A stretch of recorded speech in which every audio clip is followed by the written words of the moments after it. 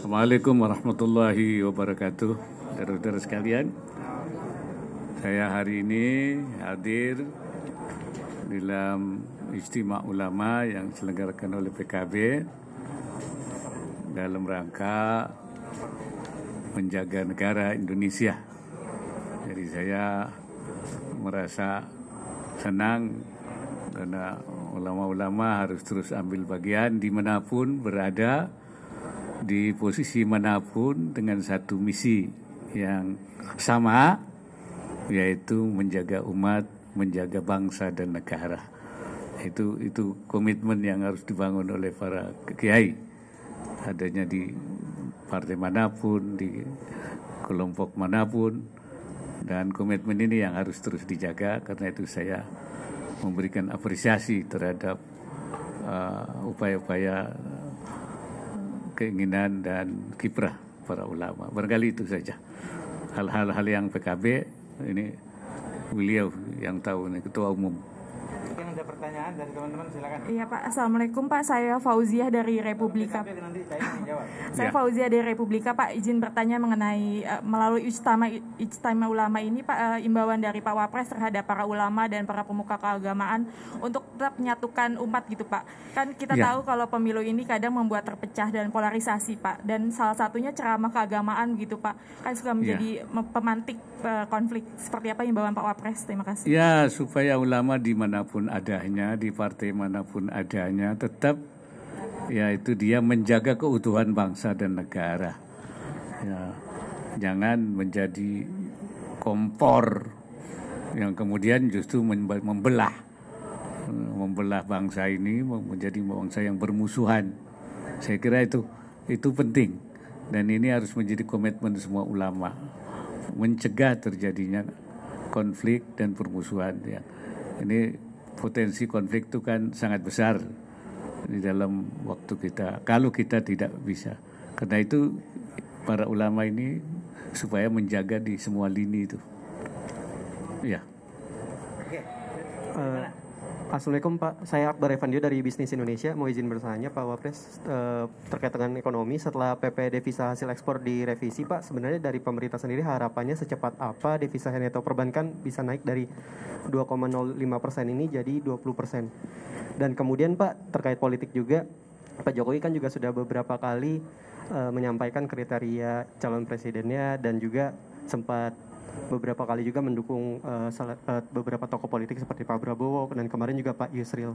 Kalau dari Pak Wapres sendiri, apakah juga punya kriteria calon presiden atau tokoh politik? Saya kira calon presiden itu kan kewenangannya ada di partai politik dan gabungan partai politik.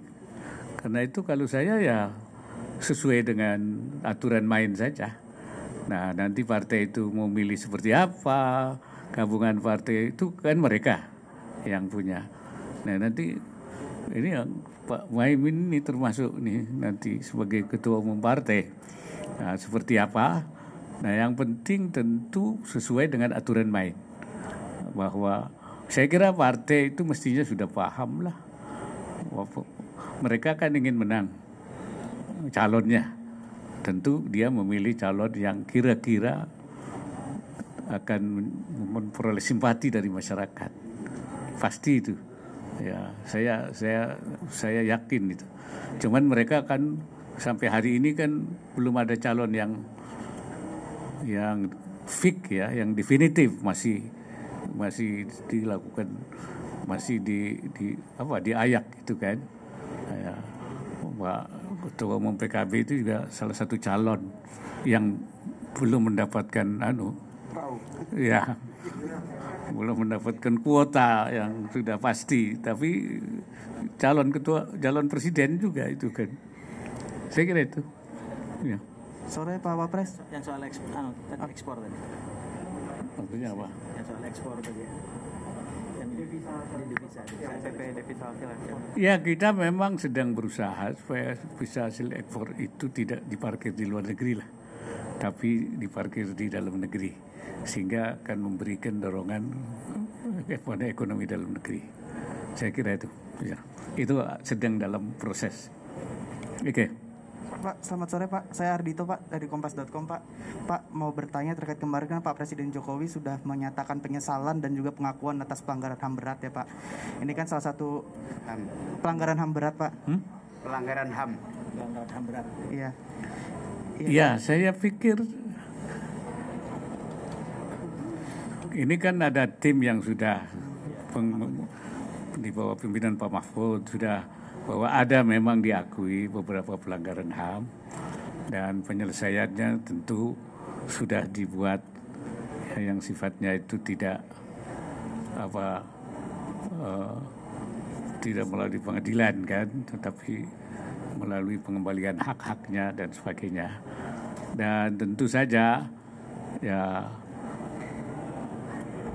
tidak semua yang diinginkan itu bisa dipenuhi karena ini kan sifatnya penyelesaian HAM. Ada hal aturan-aturan yang sudah ditetapkan. Saya kira pemerintah sudah membuat apa yang mesti dilakukan terhadap pengembalian hak-hak mereka yang terlanggar HAM-nya itu. Pak, untuk pengembalian haknya itu kira-kira sudah mulai kapan Pak akan direalisasikannya Pak? Ya, tunggu saja, itu sedang dirumuskan ya. Ada timnya ya yang. Oke, saya kira cukup ya. Pak, izin Pak. Hah? Jadi? Oh.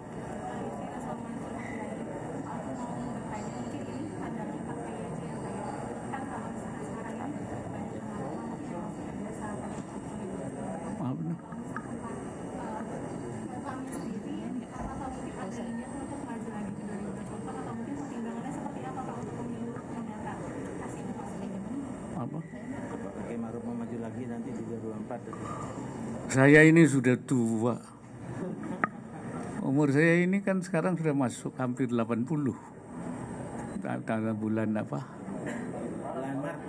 Bulan Maret itu 80 saya. Saya pikir sudah cukup tua lah.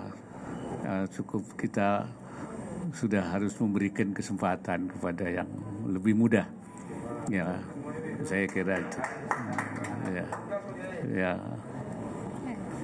Yang muda di samping kanannya. Pak izin Pak. Oke, cukup saya kira. Pak satu lagi Pak. Masih ada calon lagi. Oh, siap. Makasih Pak Wapres. Baik, terima kasih. Ya. Assalamualaikum warahmatullahi wabarakatuh.